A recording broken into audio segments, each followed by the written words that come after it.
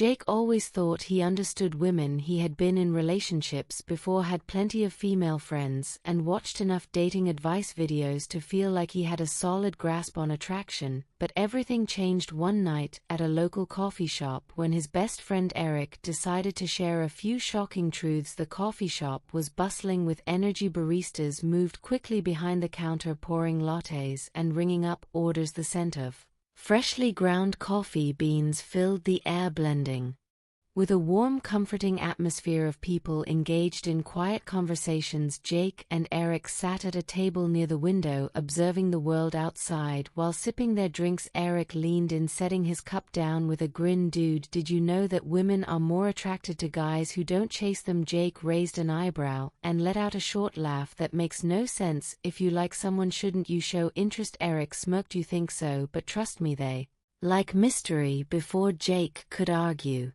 two women sat down at the table beside them. One had long dark hair, and her confidence was evident in the way she carried herself. The other had wavy blonde hair, and she laughed in a way that made heads turn. They chatted animatedly, their voices blending into the background noise. But one particular conversation caught Jake's attention. The blonde Emily was talking about a date she had been on recently. "He smelled incredible," she said with a dreamy sigh, "and his shoes were clean. That's how you know a guy has his life together." Jake furrowed his brows. Shoes, that was something he had never really considered before. He glanced down at his sneakers, suddenly wondering if they made an impression. The brunette Natalie nodded. "It's the little things. I don't care if a guy has a six-pack. If he can't put himself together properly, I'm out." Jake exchanged a glance with Eric, who gave him a knowing look. Maybe there was something to this. As the conversation continued, the women revealed more insights that left Jake stunned. Emily leaned forward. "I don't need a guy to be the most handsome man in the room. What I care about is how he carries himself. Confidence is everything." Natalie chimed in. "Exactly. I once went out with this guy who wasn't traditionally good-looking, but the way he spoke, the way he walked into a room, it was like he knew his work. That was attractive." Jake had always assumed looks were the number one factor in attraction, but listening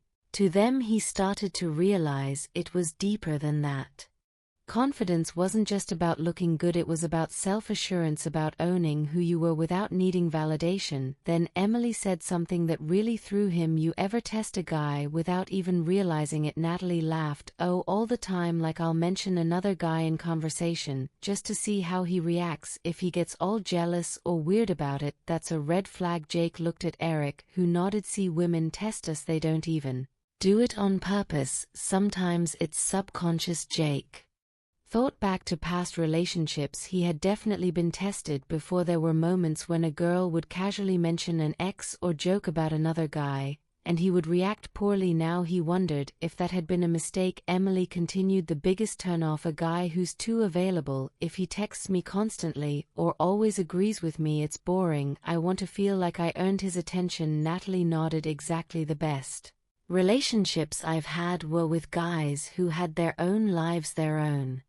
passions. If a guy is too easy to get, where's the excitement?" Jake was floored. He had always been taught that women wanted consistency and reassurance, but now he was hearing that too much availability could actually backfire. It wasn't about playing games, it was about having a life outside of dating. The conversation shifted as Emily tapped her fingers on the table thoughtfully. "You know what really attractive? A guy who's passionate about something. It doesn't matter what it is: music, art, sports, his career, just something that lights him up." Natalie smiled. "Yes, passion is contagious. If a guy has drive, it makes everything about him more attractive. If he's passionate about life, he'll be passionate in a relationship too." Jake sat back in his chair, letting everything sink in. He had spent years trying to impress women with compliments and grand gestures, but now he realized attraction was built in much more subtle ways. It was in how a guy carried himself, the confidence he exuded, and the life he